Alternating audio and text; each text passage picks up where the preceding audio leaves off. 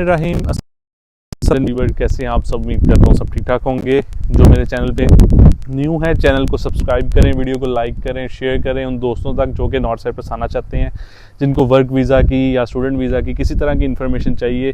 वो मुझे नीचे कमेंट करके वो इन्फॉर्मेशन के रिगार्डिंग क्वेश्चन भी कर सकते हैं एंड इंशाल्लाह उस क्वेश्चन की मैं पूरी जो है इन्फॉर्मेशन लेके अगर मुझे पता होगी तो आप लोगों तक शेयर करूँगा, अगर नहीं होगी तो आप लोगों तक जो भी इन्फॉर्मेशन होगी आप लोगों तक शेयर करूँगा। नॉर्थ साइप्रस में वाइट कार्ड नेशनैलिटी का बहुत ज़्यादा लोग मुझसे पूछते हैं कि यार ये वाइट कार्ड नेशनैलिटी वाला यहाँ पे क्या सीन है। अच्छा, नेशनैलिटी वाइट कार्ड जो बेसिकली है उस पर आज की ये वीडियो है। इसकी बहुत से पाकिस्तानी ऐसे थे जो कि 2020 में पाकिस्तान गए हुए थे, उनको बहुत ज़्यादा प्रॉब्लम्स जो है वो फेस करनी पड़ी थी कि पाकिस्तान जाके वो वापस नहीं आ सकेंगे। वाइट कार्ड की मैं आपको सबसे पहले चीज़ बताता जाऊँ कि वाइट कार्ड या नेशनैलिटी के लिए आपका यहाँ पे कंट्री में होना लाजमी है। अगर आप 3 मंथ के लिए पाकिस्तान गए हैं या 90 डेज़ के लिए आप पाकिस्तान आउट हो गए हुए हैं तो फिर आप नेशनैलिटी के लिए बिल्कुल भी अप्लाई नहीं कर सकते।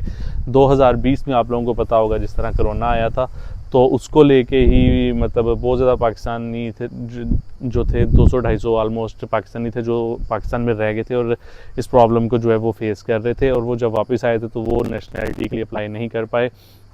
उसको लेके यहाँ के हमारे जो प्रेसिडेंट हैं, जो न्यू चेयरमैन बने हैं शहजाद भाई, खुर्रम शहजाद भाई, उन्होंने काफ़ी अच्छा काम कर रहे हैं। वो इस टाइम मतलब उनकी आवाज़ बने हुए हैं और यहाँ पे नेशनैलिटी का उनका जो इश्यूज़ था जो कि कोरोना टाइम में मेक श्योर कि जो कोरोना टाइम में 2020 में जो पाकिस्तान गए थे और वापस नहीं आ सके थे उनके लिए ये आवाज़ जो है इस टाइम उन्होंने उठाई हुई है और उम्मीद है कि उनका ये काम कर देंगे। तो ये एक बहुत अच्छी मतलब इन्फॉर्मेशन जो मैंने आप लोगों तक शेयर करनी थी क्योंकि मुझे शहजाद भाई ने बताया था तो मैंने सोचा ये इन्फॉर्मेशन आप लोगों तक शेयर की जाए।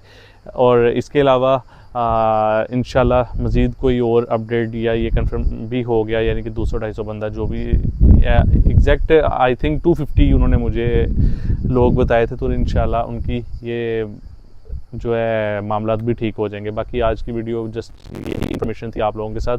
मज़ीद कोई और अच्छी सी वीडियो कोई और इन्फॉर्मेशन भी हुई वो मैं आप लोगों के साथ ज़रूर शेयर करूँगा। बिलाल भाई को ढेर सारी दुआ में याद रखिएगा। टेक केयर, अल्लाह हाफ़िज़।